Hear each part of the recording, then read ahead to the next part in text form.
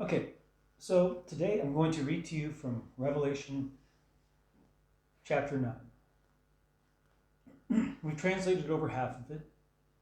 So from verses 13 through 21 are finished, which is the sixth angel. It's very interesting. This is the Common English edition of the rooted word. And the sixth angel reverberates as a trumpet, and I hear one tone from out of the four horns of the golden place of sacrifice, the one in the eyes of God. The tone lays forth to the sixth angel, the one holding the trumpet. You must loose the four angels, the ones having been bound upon the big current, Euphrates. And the four angels are loosed, the ones having been custom fitted into the hour and into the day and into a month and into a year, in order that they may kill off the third of the human beings. And the number of the armament serving in military service of the horse is 100 million. I hear their number. And in this way I stare at to discern the horses in the act of gazing in the vision, and the ones sitting accordingly upon them, holding thoraxes of fire and sapphires and sulphur of godlike flashing fire. And the horses' heads are in that manner heads of lions. And from out of their mouths fire traverses to pierce out, and smoke and sulphur of godlike flashing fire. From off of those three strokes to pound out to mold, they are killing off the third of the human beings.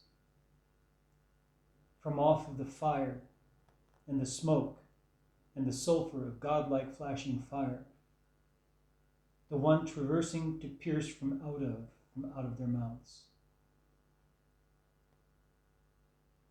For the horses' power of existence is in their mouths and in their tails, for their tails are similar to snakes, holding heads, and in them they are being unjust. And those left of the human beings, the ones not slain off in these strokes to pound out to mold, are not exercising their minds in the midst of the occasions from out of the actions of their hands, in order that they may not lick the hand of a dog in worship for the demons bearing fortunes, and for the gold and the silver and the copper and the stone and the wooden idol images, which are not even themselves being capable to look at anything, nor even to hear, nor even to walk about. And they do not exercise their minds in the midst of the occasions from out of their slayings of murder, nor even from out of their medications for spells, nor even from out of their harlotry, nor even from out of their stealings. May the Lord be forever blessed.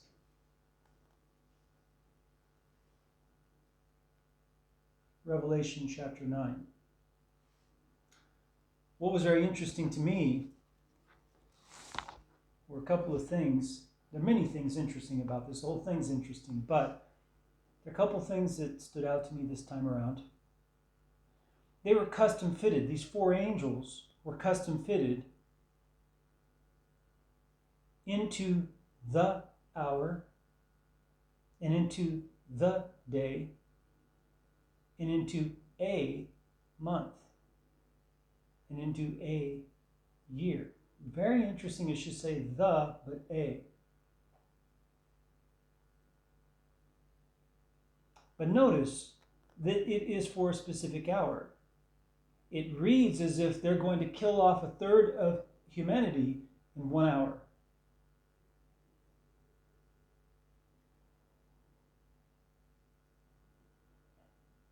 And notice it's the angels who are killing off a third of humanity. The 4 angels who've been bound at the great current Euphrates and being loosed now upon the earth. And then it talks about the number of the armament serving in military service of the horse is 100 million. I hear the numbers. Then he looks at the horses and he describes this, and he describes the riders on these horses. And it's 100 million of them.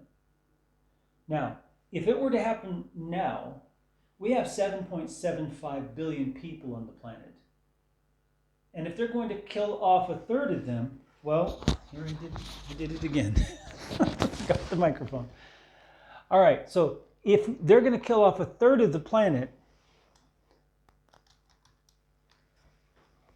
it doesn't say men, it says human beings. So it's not just men. All right, so 7,750,000, or 7,750,000,000, 1,000 million billion, divided by 3. They're going to kill off 2.58 billion people in 1 hour. And there are 100 million of them. How many people does each horse and rider have to kill in that hour? So let's divide by 100 million.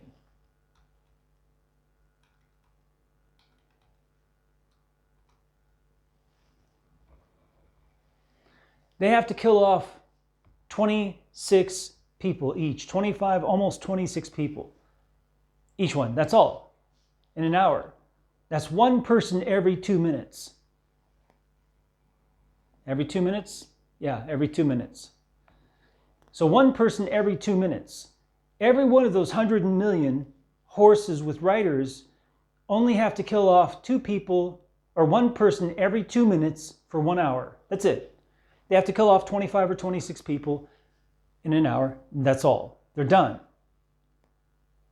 A third of humanity is dead.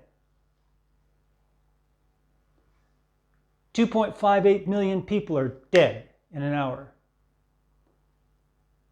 Gets worse. That means when you're looking around you, suddenly in 1 hour, 1 out of 3 people will be dead on the street. As far as you can see. As far as you can look. 1 out of 3 people are going to be lying on the street dead.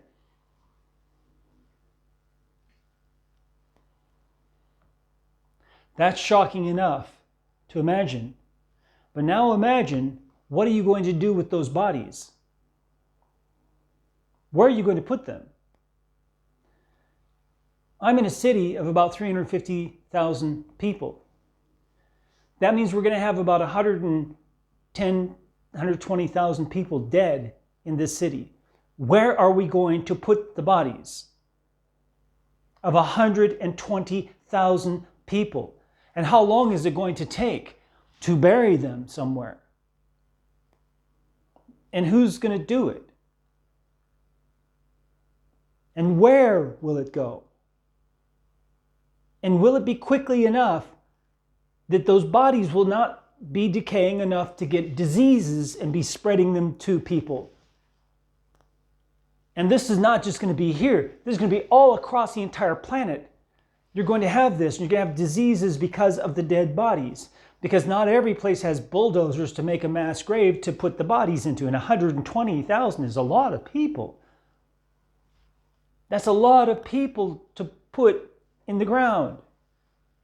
And you won't do it fast enough. Even if your city can do it fast enough, imagine a city like Kiev with about 3 million people, where you got 1 million people dead on the streets of Kiev. Or Los Angeles. where the Los Angeles metropolitan valley there has 18 million people. You're going to have 6 million dead bodies all across Los Angeles.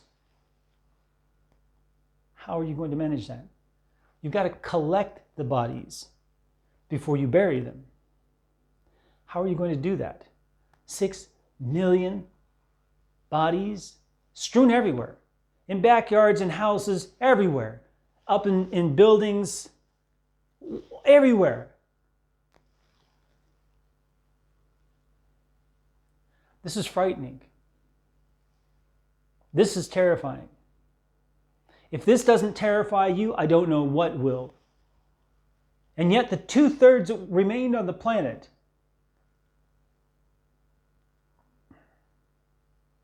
the other 4 or 5 million people, refused to repent of the evil deeds of their hands. They refused. They refused.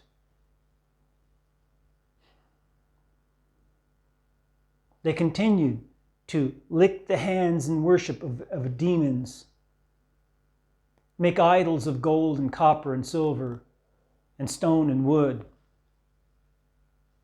They continued to murder and use medications for spells and commit harlotry and to steal.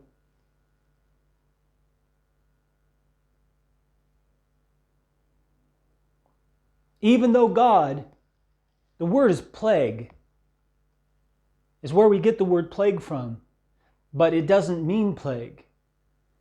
A plague can be one way of it happening, but it literally is a stroke to pound out, to mold, like a blacksmith with his sledgehammer trying to mold a piece of metal. And the metal is a human race. And God is striking with his hammer and trying to mold, pounding out to mold.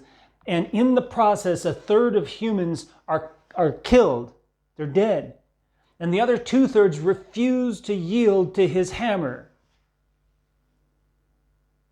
That's what's going on. That is what is being explained here, described here by St. John, the Apostle. In the Apocalypse of John, the uncovering to John. That's what it means. That's why we interpret it as revelation, like to reveal. It's an uncovering, literally uncovering from off of. And it's been uncovered to you today. Very specifically, what this is and what's going on in this vision that he's seeing. And notice the godlike, where is this? The sulphur of godlike flashing fire, that is the same word used to describe the lake of burning sulphur. That sulphur is this word. The sulphur of godlike flashing fire. Meaning these creatures are from the lake of burning sulphur. Now don't confuse these with the locusts that are earlier in the chapter. That's different. These are not the same. And if you read the descriptions, they are different. The other ones look like locusts with the face of a man and hair of a woman and gold crowns and teeth of a lion and the tail of a scorpion that stings people, and for 5 months they're in torment wanting to die and they can't find death. That happens before this. Then this happens. These angels are loosed upon the earth after that. And men still refuse to repent. They refuse to exercise their mind in the midst of the occasion, to do what is right and to stop sinning. That's what the word metanoia means, which is underneath the mistranslation repent. Because to us, to repent is a single act and it's done. But what it actually is saying is meta is in the midst of, and noia is to exercise the mind. You're being called to change your lifestyle and continually exercise your mind in the midst of every occasion that you encounter. It's not just a one-time thing. And yet, even though 1 out of 3 people on the planet will die from these creatures, the other 2/3 will refuse to repent of the works of their hands. Notice the works of their hands, their actions. They will refuse to repent of the works of their hands. Hold fast to Jesus Christ. Keep His words in you. Keep His words through you, doing what He says. And may the Lord bless you as you seek Him with all your heart.